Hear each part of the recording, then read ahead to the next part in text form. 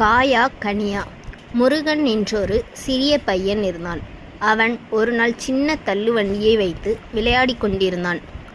வண்டி சின்னதாக இருந்தாலும் மிகவும் அழகாக இருந்தது. அது முருகனுக்கு அவனது மாமா அன்போடு கொடுத்த பரிசு. அந்த வழியாக வந்த கண்ணன் என்ற பையன் முருகனையும் வண்டியையும் பார்த்து அங்கே நின்றான். டே முருகா, அந்த வண்டியை ஒரு தடவை நான் தள்ளி பார்க்கிறேன் என்று கேட்டான். முருகனும் கொடுத்தான். கண்ணன் வண்டியை வாங்கி சிறிது வேகமாக தள்ளினான். வண்டி எதிரிலிருந்த ஒரு கல்லில் மோதிவிட்டது. அதனால் வண்டியின் முன்பகுதி சிறிது உடைந்து போயிற்று. உடனே முருகனுக்கு கோபம் வந்தது. என்னடா முட்டாள், இப்படியா வண்டியை உடைப்பது என்று கோபமாக கேட்டான். முருகன் முட்டாள் என்றது கண்ணனுக்கு ஆத்திரத்தை மூட்டியது.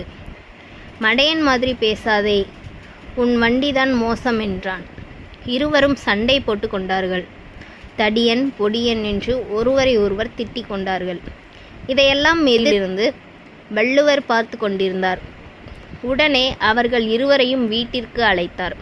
இருவரும் வந்தார்கள். ஒரு தட்டில் 5 மாம்பழங்களையும் 5 மாங்காய்களையும் வைத்து அவர்களுக்கு முன்னால் நீட்டினார்.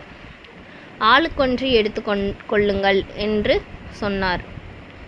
இருவரும் நன்றாக பழுத்த பழமாக பார்த்து ஆளுக்கொன்று எடுத்து கொண்டார்கள். ஏன் தம்பி, இதிலிருந்து காயை எடுக்காமல் பழத்தை எடுத்தாய் என்று முருகனை பார்த்து கேட்டார். அவன் பழம் இனிக்கும், காய் புளிக்கும் என்றான். உடனே கண்ணன், பழம் இருக்கும் பொழுது யாராவது காயை எடுப்பார்களா என்று வள்ளுவரையே திருப்பி கேட்டான்.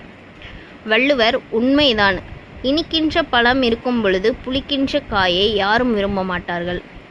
அதே போலதான் நாம் பேசுகின்ற சொற்களும் எவ்வளவோ நல்ல இனிமையான சொற்கள் இருக்கும் பொழுது மற்றவர்கள் மனதை நோக செய்யும் சொற்களை பேசலாமா? அப்படி பேசுவது பழத்தை கனியை விட்டுவிட்டு காயை எடுப்பது போலல்லவா என்றார். சிறுவர்களும் அவர் கூறியதிலிருந்து உண்மையை அறிந்து கொண்டு இனிமையாகவே பேசுவோம் என்று கூறி சென்றனர். உடனே ஒரு குறளை இந்த கருத்தை வைத்து எழுதினார் வள்ளுவர். இனிய உளவாக இன்னாத கூறல் கனி இருப்ப காய் கவர்ந்தற்று. தேங்க்யூ.